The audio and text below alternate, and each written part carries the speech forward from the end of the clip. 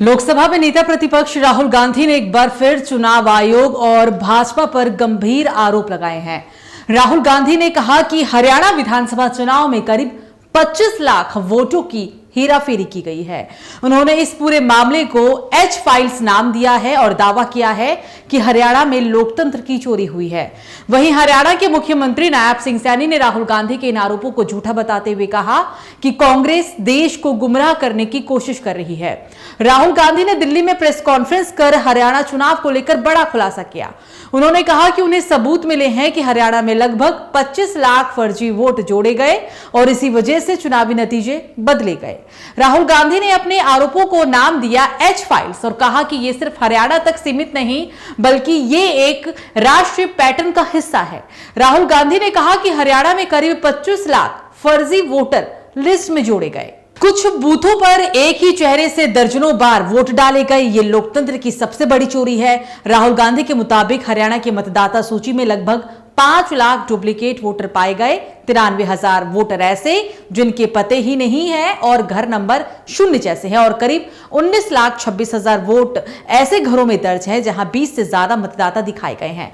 राहुल गांधी ने यह भी दावा किया कि इस फर्जीवाड़े के पीछे भाजपा और चुनाव आयोग की मिलीभगत है। उन्होंने दावा किया कि इलेक्शन कमीशन के पास तकनीक मौजूद थी जिससे ये डुप्लीकेट वोट हटाए जा सकते थे, लेकिन ऐसा जानबूझकर नहीं किया गया। राहुल गांधी ने इन आरोपों पर हरियाणा के सीएम नायब सिंह सैनी ने अब कड़ा पलटवार किया है।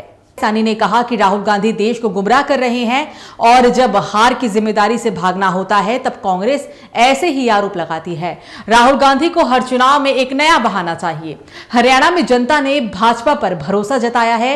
ऐसे झूठे आरोप लगाकर वो सिर्फ भ्रम फैलाना चाहते हैं। देश को गुमराह करने का काम राहुल गांधी कर रहे हैं। कांग्रेस ने देश को लगातार पीछे धकेलने का काम किया है। जब आदरणीय नरेंद्र मोदी जी गरीब की बात करते हैं, गरीब के उत्थान की बात करते हैं, जो हमारे गुरुओं ने रास्ता दिखाया है। गुरु नानक देव जी ने कहा कि ईमानदारी से काम करना और लोगों को उसका लाभ पहुंचाना,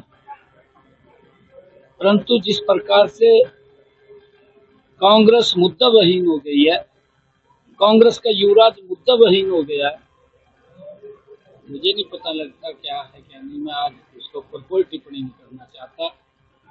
समय आएगा मैं जरूर टिप्पणी करूंगा, क्योंकि उनके पास न कोई मुद्दा है न कोई विषय है। देश को गुमराह कर रहे हैं, झूठ बोल के गुमराह कर रहे हैं।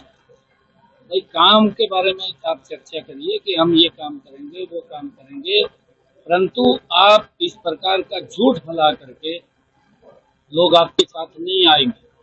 आप झूठ बोल रहे हैं। आपकी 4 पीढ़ियों ने देश के ऊपर शासन किया।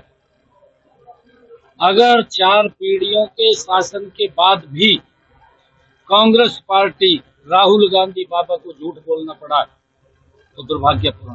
सैनी ने कहा कि चुनाव प्रक्रिया पूरी तरह से पारदर्शी थी और अगर कांग्रेस को कोई आपत्ति थी तो उसे मतदाता सूची संशोधन के दौरान ही दर्ज करानी चाहिए थी। उन्होंने यह भी कहा कि राहुल गांधी के पास कोई ठोस सबूत नहीं है, बस सुर्खियां बटोरने के लिए आरोप लगाए जा रहे हैं।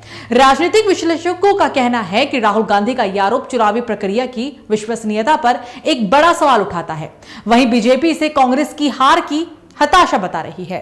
निर्वाचन आयोग की तरफ से अब तक कोई औपचारिक प्रतिक्रिया नहीं आई है, लेकिन सूत्र बताते हैं कि आयोग का मानना है कि मतदाता सूची में इतनी बड़ी गड़बड़ संभव नहीं है, क्योंकि हर एंट्री को 3 स्तरीय सत्यापन से गुजरना होता है। अब यह मामला सिर्फ हरियाणा की सियासत का नहीं रहा, यह लोकतंत्र की पारदर्शिता और जनता के वोट की सुरक्षा का भी सवाल बन चुका है। राहुल गांधी ने जहां वोट चोरी का मुद्दा उठाकर एक नई बहस छेड़ दी है, तो वहीं सत्ताधारी पक्ष इसे राजनीतिक ड्रामा करार दे रही है। आगे देखना होगा कि क्या चुनाव आयोग इस पर कोई औपचारिक जांच करता है या यह विवाद आने वाले राज्यों के चुनावी माहौल को और भी गर्मा देता है।